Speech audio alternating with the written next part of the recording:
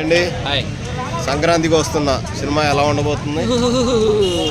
ఇంకి మా అమ్మ ఏ కాదు ఇంకి బా బా మన ఇద్దరి మధ్యన ఎవరు వస్తారు బా ఎవరు దూరే అవకాశం లేదు బా అమ్ము ఐశ్వర్య రాజేష్ మాత్రం మంచి కూల్గా వెంకి మామని బావలాగా మార్చేసింది. బావ కూడా కాదు బా అంట రచ్చ రచ్చ.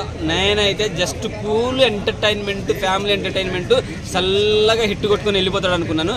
ట్రైలర్ చూసిన తర్వాత ఎక్స్ కాప్గా దిగుతున్నాడు విత్ ప్రియురాలితో. ప్రియురాలి కూడా కాపే.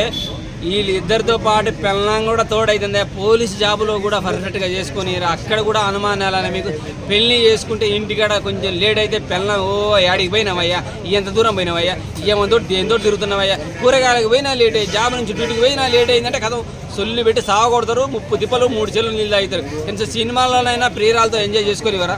నువ్వు కూడా పోతానంటావు ముగ్గురితో పాటు. పక్కన ప్రియురాలు ఉన్నదిగా పోలీసుగా, నువ్వు కూడా పోయి ఆయనతో పాటు పోలీసుగా చేస్తావా? నీకేమైనా స్పెషల్ పోటీ ఇస్తారా? ఆడ పెళ్ళాలు లాగా ఉండండి. ప్రియురాలతో పాటు ముగ్గురితో పాటు వచ్చేసి పోలీసు పాత్రలు ఆగమని చేద్దామని చూస్తున్నారు. ఇలా కూల్గా ఉండమ్మా ఐశ్వర్య రాజేష్, మేము ఉన్నాం ఎంజాయ్ చేస్తూ వచ్చినగా.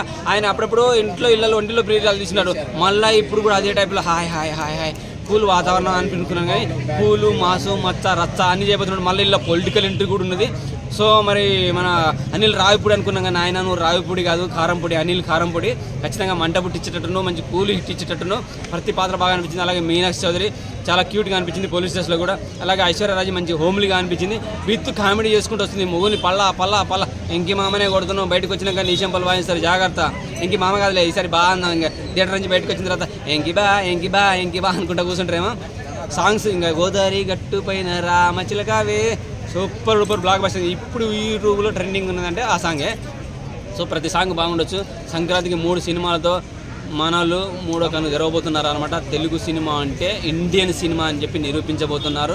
ఈసారి కూడా బాలీవుడ్ బొక్కబోలే పడే అవకాశం ఉన్నది.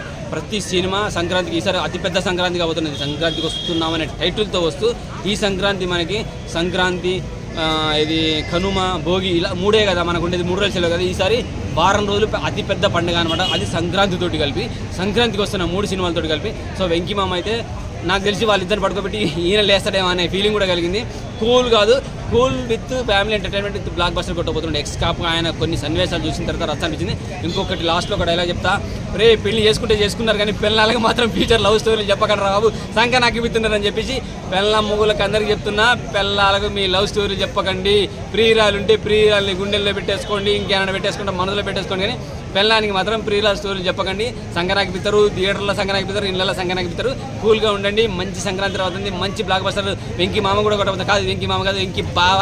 సంక్రాంతికి వెంకీ బా మంచి హిట్ కొట్టబోతున్నాడు. Blockbuster hit కొట్టబోతున్నాడు.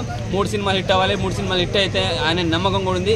అలాగే ఈ 3 సినిమాల గురించి ఇంకోటి చెప్పేదంటే మన తెలుగు సినిమా ఇండస్ట్రీలో ఈ 3 సినిమాలతో మనకు అతిపెద్ద సంక్రాంతి రాబోతున్నది. బాలీవుడ్కి ఈ సంవత్సరం కూడా 2025 కూడా చెప్పుకోవడానికి ఏ పేరు లేదంటే ఒకే ఒక్కటి సికిందర్ అనే పేరుతో సల్మాన్ బాయ్ సినిమా వస్తుంది. ఆ సినిమా ఒకవేళ అదృశ్యం బాగుండి సక్సెస్ అయితే తప్ప బాలీవుడ్ని బతికిచ్చేది సల్మాన్ బాయే. లేకపోతే మళ్ళీ 2025లో మనదే ఇండియన్ సినిమా అంటే టాలీవుడ్ సినిమానే అని, దక్షిణాది సినిమానే అని నిరూపించబోతున్నారు. దేశ భాషలందు తెలుగు లెస్స అన్నారు కదా.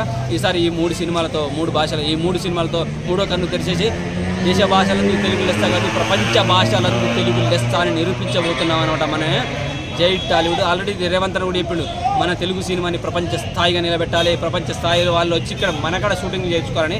ఖచ్చితంగా ఈ సినిమాలు 3 సినిమాలు హిట్ అయితే తెలుగు సినిమా, హైదరాబాద్ చరిత్ర, తెలుగులు మన 3 ప్రాంతాలు, రాయలసీమ, ఆంధ్ర, ఈ 3 ప్రాంతాలు ఒక తెలుగు సినిమాని హాలీవుడ్ బోర్డు పక్కన నిలబెట్టే ఛాన్సెస్ ఉంది. ఖచ్చితంగా రేవంత్ అన్న కోరిక నెరవేరాలని కోరుకుంటున్నాను. అలాగే సినిమా అభిమానులు, ప్రొడ్యూసర్లు, డైరెక్టర్లు అందరూ కలిసి కృషి చేస్తే తెలుగు సినిమా గ్లోబల్ స్థాయికి ఎదుగుతుంది. ఇక్కడే కాదు హాలీవుడ్ బోర్డు పక్కనే కాదు, అవసరమైతే చంద్రమండలం మీద కూడా మన బోర్డు టాలీవుడ్ అనే బోర్డు, ఇండియన్ సినిమా అంటే టాలీవుడ్ అనే బోర్డు నిలబెట్టాలి, నిలబెట్టి తీరదాం. జై టాలీవుడ్, జై తెలుగు సినిమా.